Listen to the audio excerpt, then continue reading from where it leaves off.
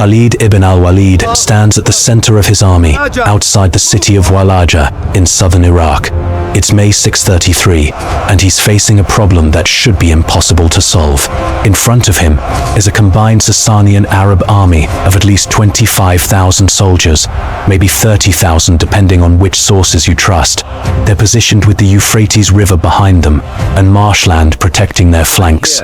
Their commander, Andarzaghar, is a Persian general with decades of experience. The army includes Persian heavy cavalry in steel armor, war elephants that terrify horses, and Arab tribal allies who know the terrain. Khalid has about 15,000 men, maybe 18,000 maximum. He's outnumbered at least 3-2, possibly 2-1. His army is mostly light cavalry and infantry, armed with swords and spears. They have no siege equipment, no supply lines worth mentioning. They're 1,000 miles from Medina, with a Sasanian superpower army that's been fighting wars for centuries, blocking their advance. By every reasonable military calculation, Khalid should retreat, avoid battle, and wait for reinforcements. Instead, he's about to execute the most audacious tactical maneuver of the 7th century, a double envelopment so perfectly timed that it will destroy the entire Sasanian army in less than a day. He's going to win by doing something that shouldn't work, that violates standard military doctrine, that requires perfect coordination between separated cavalry units across miles of battlefield with no modern communication. And it's going to work so completely that the Sasanian Empire will never recover its position in Iraq. This isn't legend. This isn't exaggeration.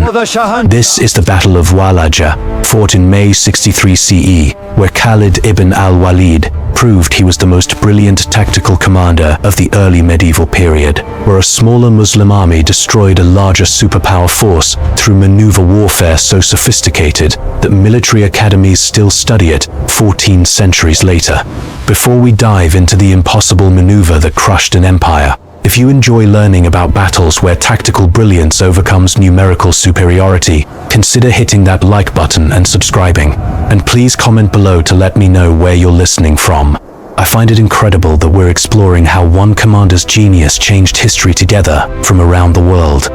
To understand what Khalid accomplished at Walaja, you need to understand the strategic situation in 633 and why everyone expected the Muslims to lose. The Sasanian Empire, ruled from Ctesiphon in modern Iraq, was one of the two superpowers of the late ancient world.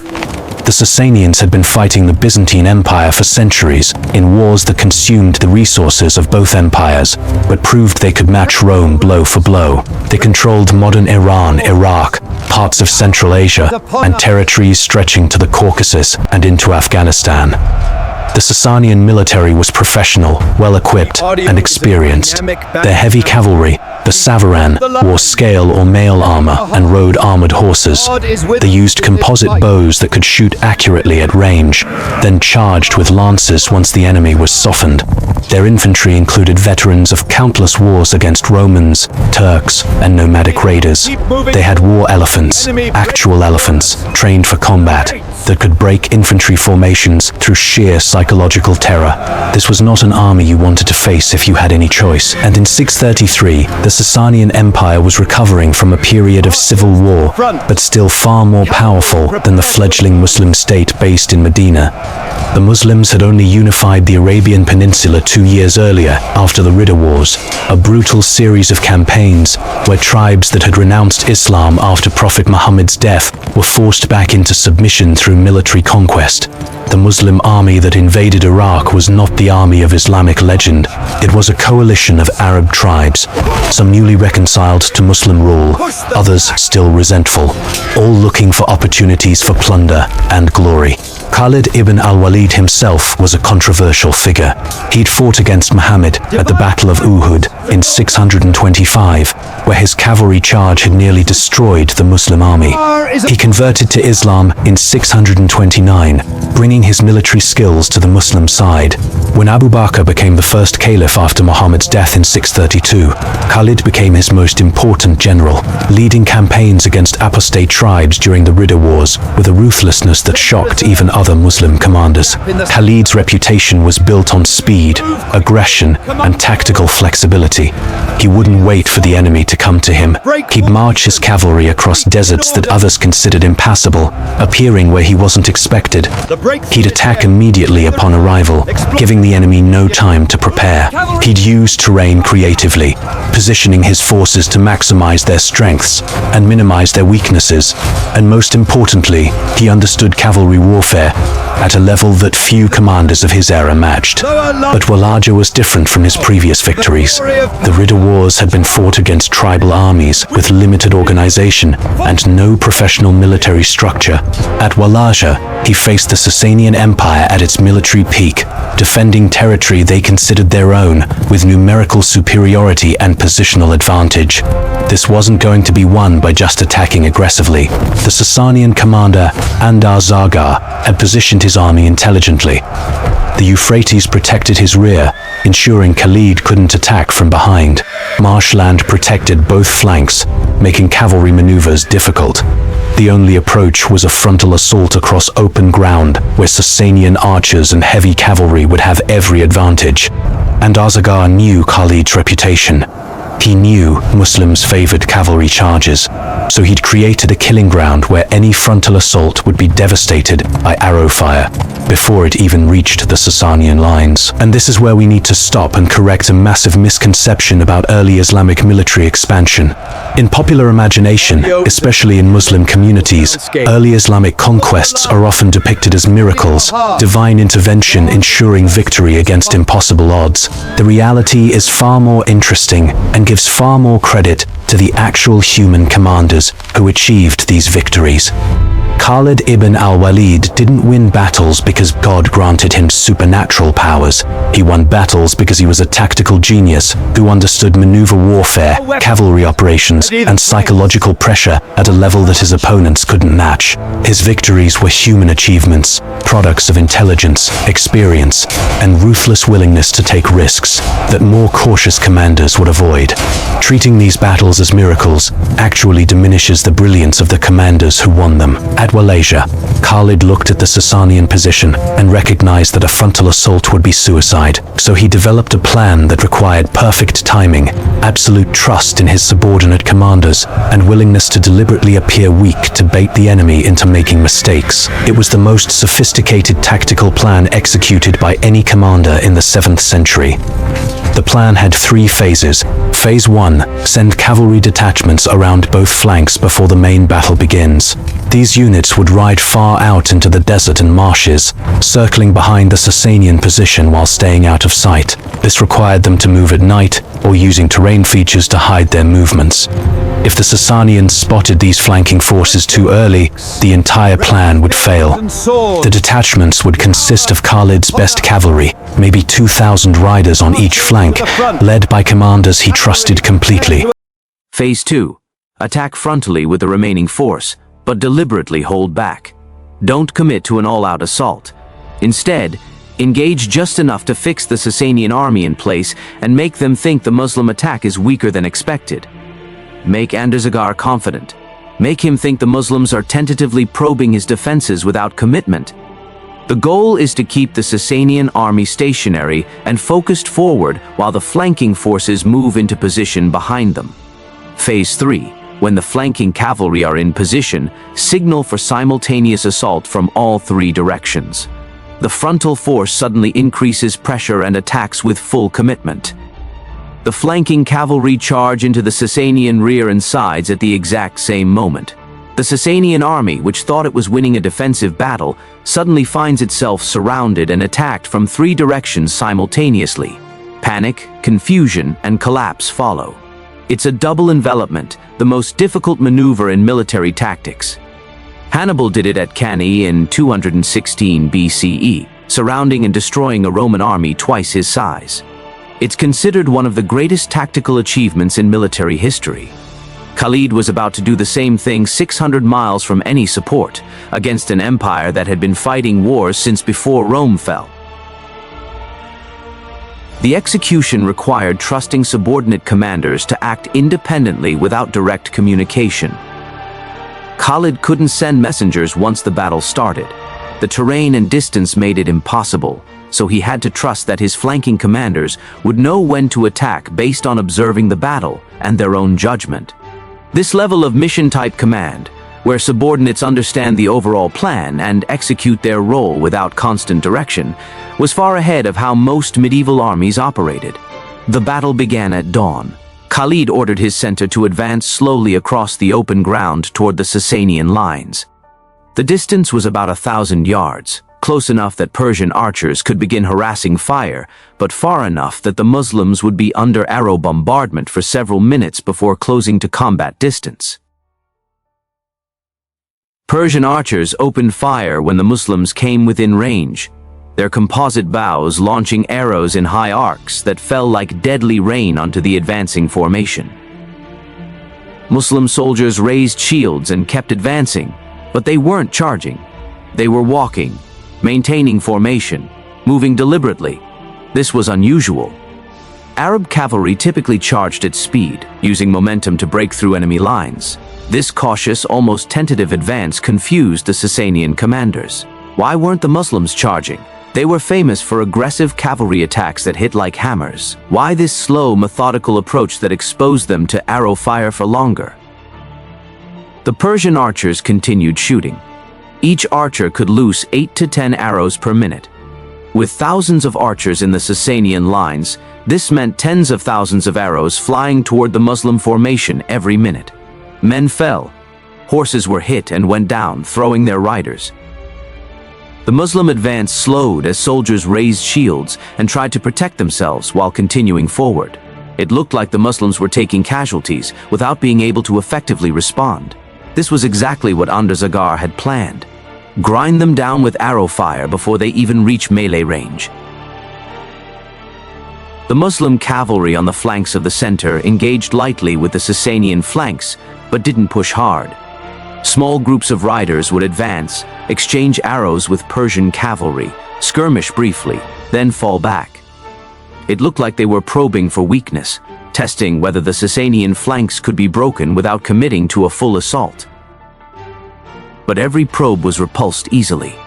The marshland made cavalry charges difficult, and the Sasanian forces positioned there had clear fields of fire and solid defensive positions. This confused Andarzaghar even more. Khalid's reputation was built on decisive action. He attacked aggressively and overwhelmed enemies through speed and shock. But here at Walaja, the Muslim army seemed hesitant, uncertain, cautious to the point of timidity. Maybe Khalid had realized he was outnumbered and outpositioned.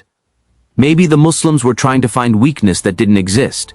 Maybe they'd retreat if pressure was applied and spare the Sasanians the cost of a full battle. Andarzaghar ordered his heavy cavalry, the Savaran, to countercharge on the flanks. If the Muslims were probing tentatively, a show of strength might convince them to withdraw entirely. The Savaran, mounted on armored horses and wearing scale armor that covered them from head to waist, advanced in formation. Their lances were couched, ready to strike.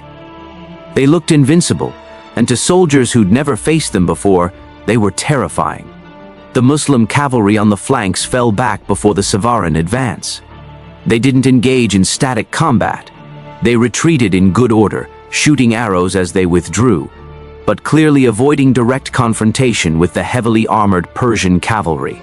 This was interpreted by the Sasanian commanders as further evidence of Muslim weakness. If they couldn't stand against a cavalry countercharge, how did they expect to break through the main Sasanian line? For 3 hours, this pattern continued. Muslim forces would advance, engage at range, exchange arrows and conduct limited skirmishes, then fall back or maintain position without pushing for decisive contact. The Sasanian army remained in its defensive position, confident that it was winning the exchange. Their casualties were minimal. Muslim casualties, judged by the number of bodies visible on the ground between the armies, appeared significantly higher. The Muslims were losing the battle of attrition. Sasanian soldiers started to relax. The tension that comes before major combat began to ease. This wasn't the terrifying Muslim onslaught they'd heard about. This was an indecisive engagement where neither side could gain advantage, but the Sasanians, with superior position and numbers, would eventually prevail. Some soldiers sat down, others ate rations they'd been carrying. Officers stopped maintaining maximum alertness. Why waste energy being tense when the enemy clearly couldn't break through?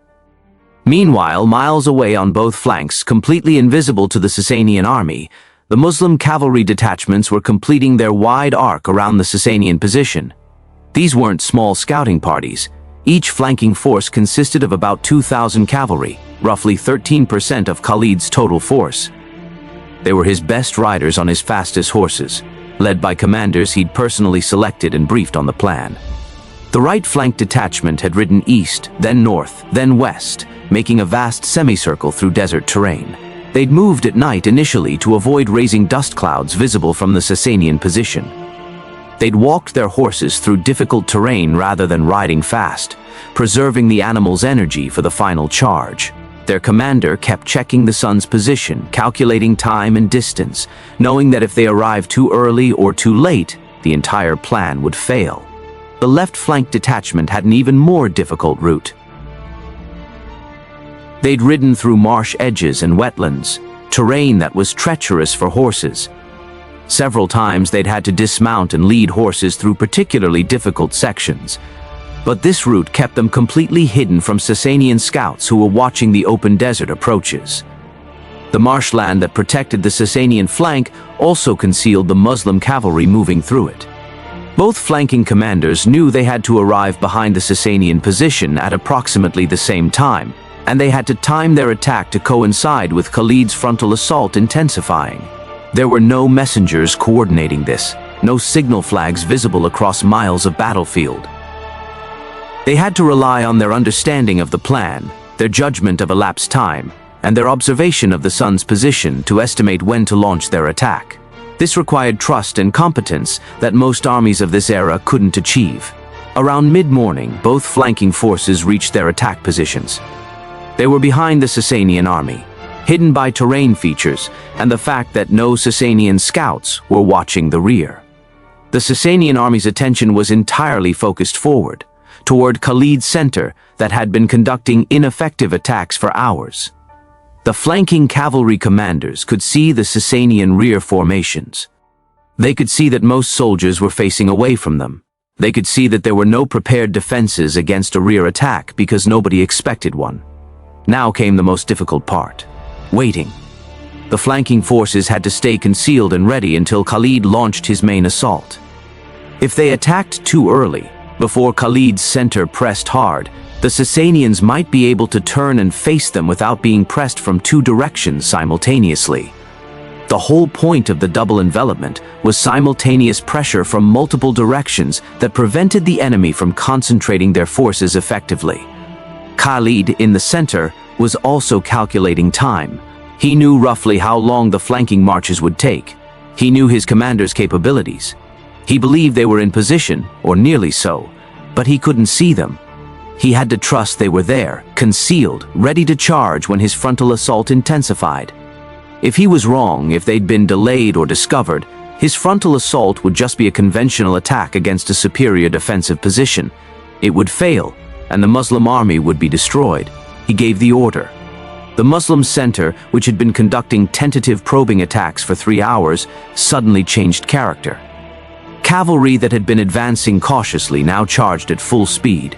Infantry that had been maintaining loose formations now advanced in tight ranks. The arrow exchanges that had been sporadic became concentrated volleys. Every Muslim soldier in the center attacked with full commitment, closing the distance to the Sasanian lines as fast as possible. The Sasanian army, which had been relaxed and confident, suddenly realized the nature of the attack had changed. This wasn't probing anymore. This was a committed assault. Officers shouted orders. Soldiers grabbed weapons they'd set down. Archers increased their rate of fire. The Savaran prepared to charge into the Muslim advance and break it. The battle was finally starting in earnest. And that's when the flanking cavalry charged. From behind the Sasanian lines, from positions the Sasanians thought were secured by the river and marshland, from directions nobody was watching, Muslim cavalry appeared and charged. 2,000 riders on the right flank, 2,000 on the left, hitting simultaneously, crashing into the Sasanian rear with the shock of completely unexpected attack. The psychological impact was immediate and catastrophic. The Sasanian soldiers at the rear heard screaming and turned to see enemy cavalry among them. They tried to turn their formation to face this new threat, but couldn't organize quickly enough. The cavalry was already through their lines, killing officers, cutting down soldiers who were still trying to figure out what was happening. Panic spread forward through the Sasanian army.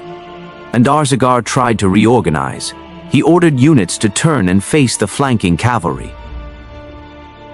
But this meant weakening the front facing Khalid's main assault. And as soon as Sasanian units turned to face the flank attacks, Khalid's frontal force intensified their attack, pushing hard against the weakened Sasanian front. The Sasanian army was being squeezed from 3 directions. There was no safe place to stand. Every position was under attack.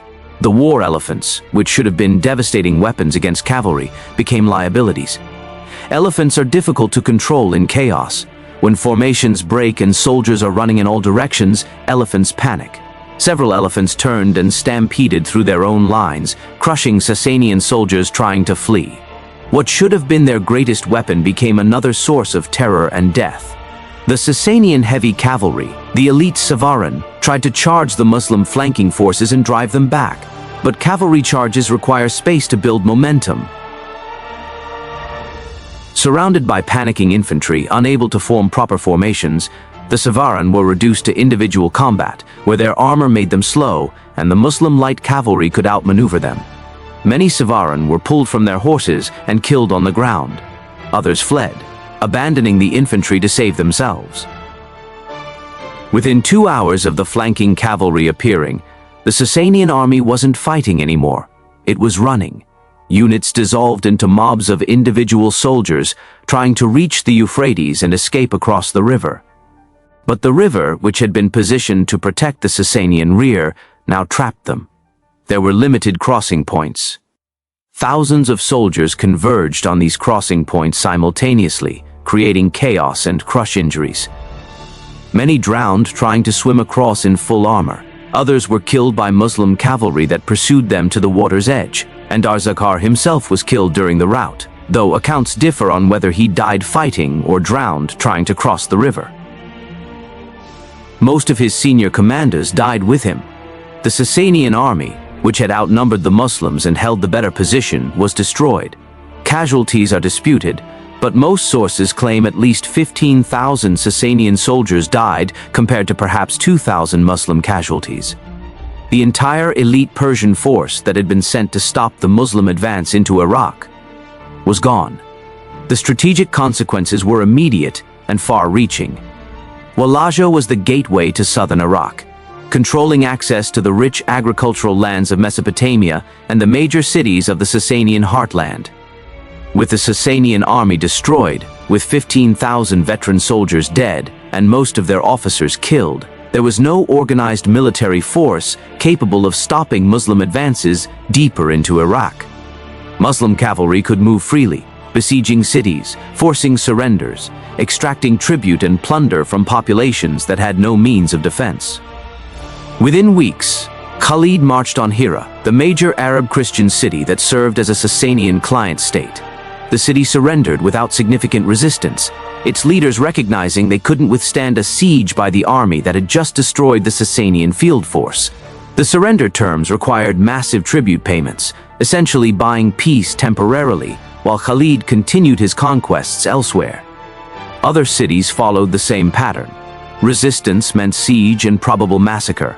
Surrender meant tribute, but survival. The Sasanian Empire, already weakened by decades of war with Byzantium that had drained treasury and manpower, couldn't replace the losses at Walaja quickly enough. Emperor Yazdegerd III, who'd only recently taken the throne, was young and inexperienced. His generals were dead or fleeing. His treasury was depleted from the Byzantine wars. His authority was contested by various factions within the empire.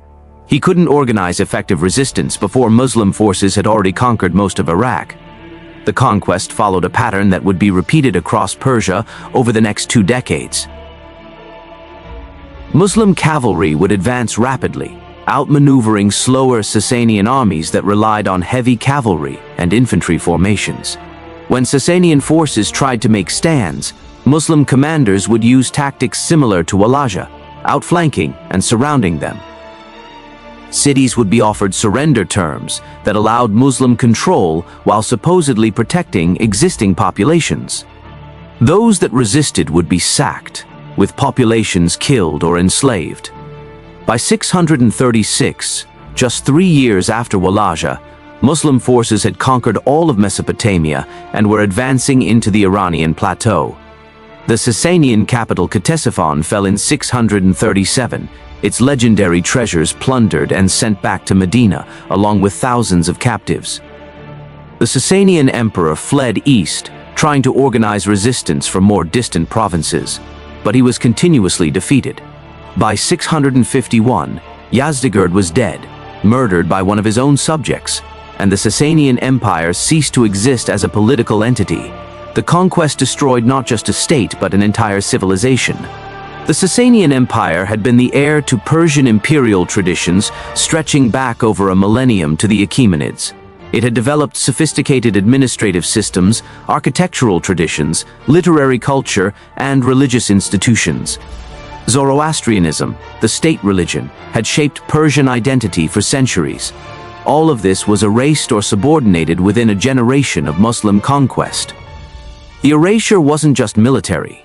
It was cultural, linguistic, and religious transformation enforced through combination of pressure, incentives for conversion, and marginalization of those who refused to convert. Arabic became the language of administration, displacing Pahlavi and other Persian languages from official use. Islam became the state religion, with Muslims receiving tax advantages and legal privileges that non-Muslims didn't have. Zoroastrian fire temples were destroyed or converted to mosques. Persian literature that contained Zoroastrian religious content was lost as it wasn't preserved or copied by the new Muslim authorities. Within 3 generations, Persia had been Islamicized to the point where being Persian increasingly meant being Muslim. Zoroastrians who refused conversion faced jizya taxes, legal discrimination, and social pressure that made remaining Zoroastrian economically and socially disadvantageous. Many converted not from conviction, but from pragmatic recognition that keeping their ancestral faith meant accepting second-class status. The Zoroastrian population declined from millions to thousands within a few centuries. And Khalid Ibn Al-Walid, the military genius who'd made this conquest possible, didn't live to see its completion. In 634, just a year after Walaja, Caliph Abu Bakr died and was succeeded by Umar ibn al-Khattab. Umar had a complicated relationship with Khalid. He respected Khalid's military abilities but distrusted his independence and political ambitions. Khalid made decisions without consulting Medina. He distributed captured wealth to his soldiers generously, keeping them loyal to him personally rather than to the caliphate. He'd become powerful enough to be a potential rival to the caliph's authority. In 638, Umar dismissed Khalid from command. The official reasons were vague, suggesting improper distribution of booty and exceeding his authority. But the real reason was political. Khalid had become too successful, too popular with the soldiers, too independent in his decision-making. Umar needed to assert centralized control over the expanding Muslim empire, and that meant removing commanders who'd built personal power bases. Khalid was replaced by Abu Ubaidah ibn al-Jarrah, a close companion of Prophet Muhammad, who was more politically reliable, even if less militarily brilliant. Khalid accepted his dismissal without rebellion, which probably saved his life. He could have attempted a coup. His soldiers were loyal to him personally. Other commanders might have supported him. But he chose to submit to the caliph's authority, demonstrating that personal ambition was subordinate to the unity of the Muslim community. He retired to private life, settling in Medina or Homs depending on sources, and died around 642, bitter about his treatment but not openly rebellious. His death passed without significant ceremony. The man who'd conquered Arabia during the Ridda Wars, who defeated the Byzantine Empire at Yarmouk, who destroyed the Sasanian army at Walaja and opened Iraq to conquest, died in obscurity with few people noting his passing. It took later generations to recognize his military genius and elevate him to the status of legendary commander. Contemporary Muslim authorities were more interested in consolidating political power than celebrating military heroes who might inspire dangerous ambitions in others. And this brings us to why we don't make honest movies about early Islamic conquests. The story of Khalid at Walaja is incredible. The tactics are brilliant. The achievement is remarkable. A smaller force using superior strategy to defeat a larger enemy is always compelling. But the aftermath is complicated. The conquest destroyed a civilization. The wealth extracted from Persia funded Islamic expansion elsewhere. The populations were forcibly converted or subordinated over generations. There's no clean heroic narrative that doesn't require ignoring these consequences. That's not unique to Islam. That's how all empires expand. Western audiences have their own biases. Hollywood prefers narratives where they can identify with the protagonists. A movie about Khalid defeating the Sasanians would require empathizing with Muslim conquerors destroying a non-Muslim civilization. That's uncomfortable for Western viewers who are used to seeing Muslims as either victims or villains, not as conquerors whose actions mirror European colonialism. So the Battle of Walaja remains relatively unknown outside military history circles and Muslim communities, despite being one of the most tactically brilliant engagements in medieval warfare. The double envelopment executed by Khalid was military genius on par with Hannibal, Alexander, or any other great commander. But celebrating that genius requires confronting the moral complexity of conquest, the human cost of empire building, and the reality that military brilliance often serves causes that are morally ambiguous at best. So remember Walaja not as a miracle or divine intervention, but as proof that tactical brilliance matters. Khalid won because he understood maneuver warfare better than his opponent. He won because he took risks that more cautious commanders wouldn't take. He won because he trusted his subordinates to execute their roles independently. He won because he was better at his job than Andarzaghar was at his. But also remember that this victory led to the conquest and cultural erasure of an ancient empire. Remember that the soldiers who celebrated victory at Walaja went on to plunder cities and enslave populations. Remember that Khalid himself was dismissed because he'd become too powerful and too independent. Remember that military genius and moral righteousness are different things entirely. The impossible maneuver worked. The double envelopment crushed the superpower. Khalid Ibn Al-Walid proved he was one of history's greatest tactical commanders, and the world changed because of it. Persia became Islamicized. Arabic became the language of administration and culture. Zoroastrianism nearly disappeared. The Sasanian Empire, which had fought Rome to a standstill for centuries, ceased to exist within 20 years of Walaja. That's the real lesson. Tactical brilliance changes history. Individual commanders matter more than we often acknowledge. Khalid's decisions on that battlefield in May 633 rippled across centuries, transforming the Middle East in ways that persist 1400 years later. The maneuver he executed at Walaja became a template studied by military commanders for generations. The double envelopment, the careful coordination between separated forces, the use of feints to fix enemy attention while flanking forces moved into position, all of this influenced how cavalry warfare was conducted for centuries afterward. But brilliance in warfare doesn't make the cause just. Victory doesn't prove divine favor. Conquest doesn't make the conquered better off. The Sasanian Persians weren't backward barbarians who needed civilization brought to them by Arab conquerors. They were heirs to one of the great imperial traditions of the ancient world, with sophisticated culture, advanced administration, and centuries of accumulated knowledge and art. Their defeat at Walaja and subsequent conquest represented the destruction of that civilization, not its improvement or salvation. Sometimes a brilliant military victory is just that, a demonstration of superior tactical skill and better execution of maneuver warfare, without the moral implications we want to attach to it. Khalid was better at his job than Andarzaghar. The Muslim cavalry was more mobile and flexible than Sasanian heavy cavalry. The Muslim command structure allowed for more independent action by subordinate commanders. These were technical military advantages that proved decisive, not evidence of moral or religious superiority. Recognizing this doesn't diminish the achievement. If anything, it makes Walaja more impressive. Khalid won through human intelligence and skill, not supernatural intervention. He assessed the battlefield, recognized his enemy's strengths and vulnerabilities, developed a plan that exploited those vulnerabilities, and executed it perfectly with forces that trusted him enough to carry out complex maneuvers with minimal direct supervision. That's military genius operating at the highest level. But it's human genius, worthy of study and admiration, as an example of what skilled commanders can achieve when conditions align.